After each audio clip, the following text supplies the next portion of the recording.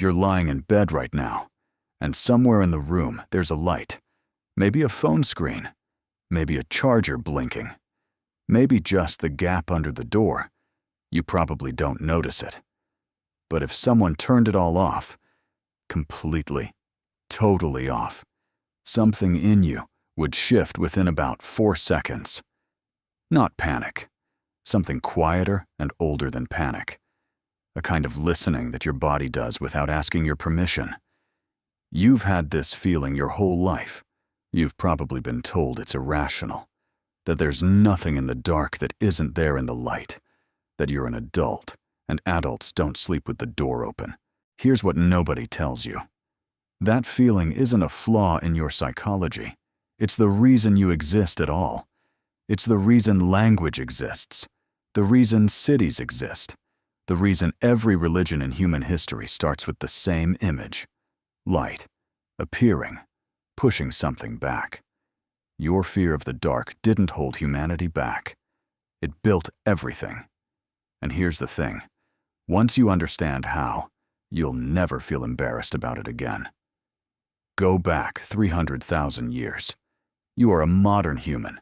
Same brain, same wiring, same capacity for abstract thought.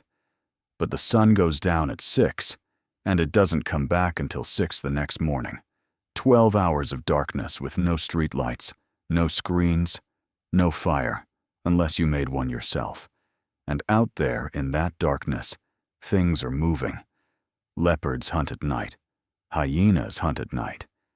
Every large predator that wanted to eat your ancestors preferred the hours when your ancestors couldn't see. The humans who were afraid of the dark stayed close to the fire. The ones who weren't afraid wandered out. Over hundreds of thousands of years, one of those groups had significantly more grandchildren than the other. You are the grandchildren. The fear is the inheritance. But survival alone doesn't explain what happened next, because fear of the dark didn't just keep early humans alive. It did something far stranger. It forced them together. In 2014, anthropologist Polly Weissner published a study comparing daytime conversation around hunter-gatherer fires to nighttime conversation. The difference was staggering. During the day, people talked about practical things: food, tools, conflict resolution, who owed what to whom, functional, efficient, the language of logistics. At night, around fire, in the dark at the edges, 80% of conversation shifted to something else entirely. Stories, not instructions, not plans. Stories about people who weren't there, about things that had happened long ago, about what might exist beyond the hills, beyond death, beyond the visible world. The darkness changed what the human mind was willing to say out loud. Think about that for a second. Every myth ever told, every ghost story, every religious text that begins with a god separating light from darkness, all of it traces back to a circle of people sitting close together because the alternative was sitting alone in the black, and their minds, loosened by firelight and the particular intimacy that comes from shared vulnerability, started reaching for explanations that daylight logic couldn't produce. Darkness didn't just scare us. It made us imaginative. It made us spiritual. It made us need each other in a way that daylight practicality never quite demanded. There's a researcher at the University of Toronto named Vladis Gruber who studies what happens to human cognition in low-light environments. What he found sounds almost impossible until you think about it carefully. In dim light, the brain subtly shifts processing. Pattern recognition increases. Peripheral attention widens. The mind becomes more associative, more likely to connect things that don't obviously belong together. Your ancestors in the dark weren't less capable than your ancestors in sunlight.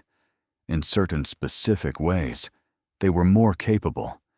The darkness didn't dull the mind. It tuned it differently. Which is why, if you look at the history of human creativity, a disproportionate amount of it happened at night. Descartes had his foundational insight, the one that became the basis of modern philosophy, lying awake in a dark room. Newton's most productive period was during a plague lockdown when he spent months in semi-darkness. Edison, who famously hated sleeping, did his most associative thinking in the small hours when light was minimal and the mind drifts into what he called the genius gap between waking and sleep. If stories like this change the way you see things you thought you already understood, subscribe. That's what this channel is for. But here's where it gets strange. Here's where fear of the dark stops being about psychology and becomes something structural, literally built into stone. Every major ancient monument humans ever constructed shares one architectural obsession: the control of light in darkness. The Newgrange passage tomb in Ireland, built 500 years ago, is oriented so that on the winter solstice, the longest night of the year, the night ancient people genuinely feared might be permanent, a single shaft of sunlight enters a narrow opening and illuminates the burial chamber for exactly 17 minutes.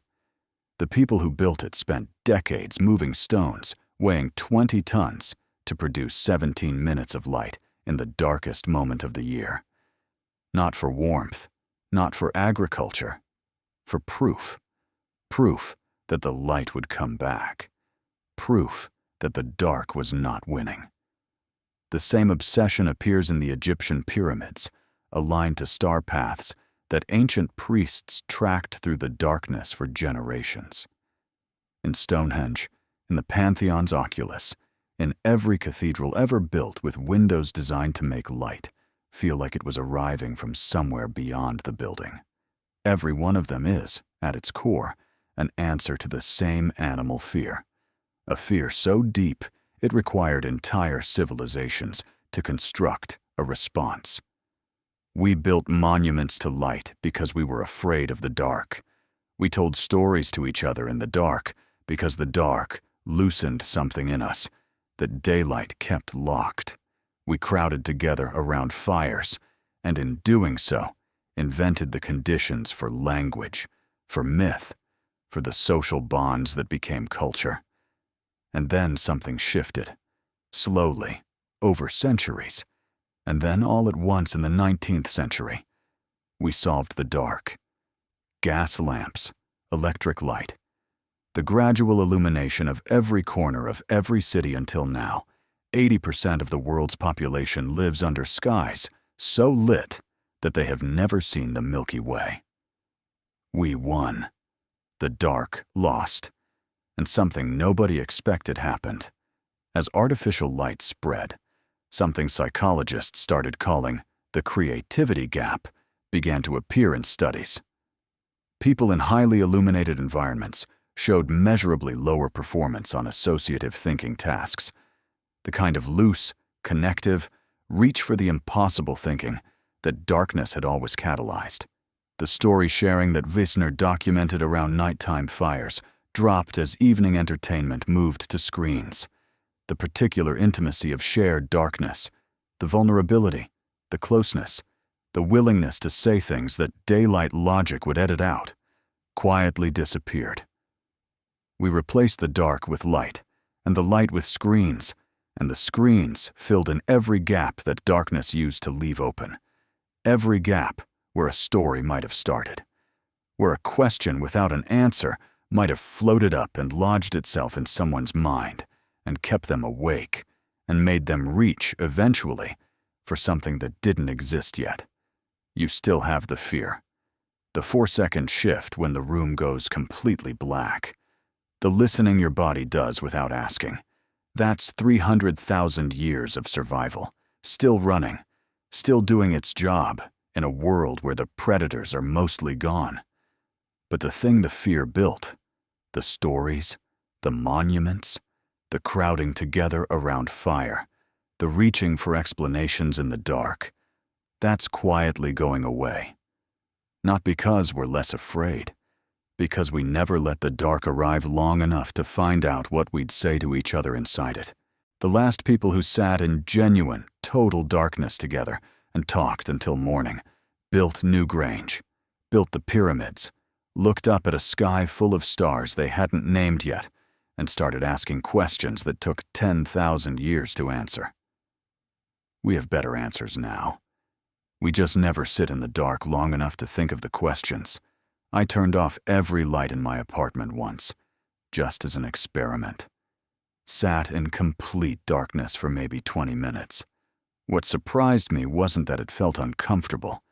It was that after a few minutes, the discomfort faded, and I started thinking differently. Slower. Wider.